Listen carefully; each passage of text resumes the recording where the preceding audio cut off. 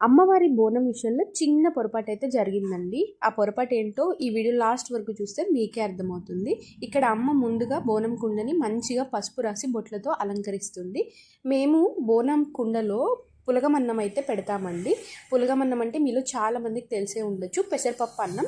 కాకపోతే ఆ పెసరపప్పు అన్నంలో పసుపు వేసి వండాలన్నమాట. అమ్మ హడావిడిలో పసుపు వేయడం మర్చిపోయింది. అదే అన్నమాట జరిగిన పొరపాటు. సో పసుపు వేసి మళ్ళీ మేమైతే పులగమన్నం ప్రిపేర్ చేసాము. మంచిగా బోనం కుండలో అయితే పెట్టేశాము. ఈ బోనం కుండని పూలు అండ్ వేపాకులతో మంచిగా అలంకరించుకోవాలి. వేపాకులు అంటే అమ్మవారికి చాలా ఇష్టం అన్నమాట. దానికోసమే నేను ఇక్కడ వేపాకులు కోసుకొని వెళ్తున్నాను. అమ్మ ఇక్కడ ఈలోపు పూలమాలతో బోనం కుండనైతే అలంకరించుకుంది. తర్వాత ఆ బోనం కుండకి వేపాకు మండలు పెట్టి మంచిగా రెడీ అయితే చేసాం. మా బోనం కుండ అయితే రెడీ అయిపోయింది. మీ ఊర్లో బోనం కుండలో ఏం పెడతారన్నది నాకు కమెంట్ చేసేయండి. Bye friends.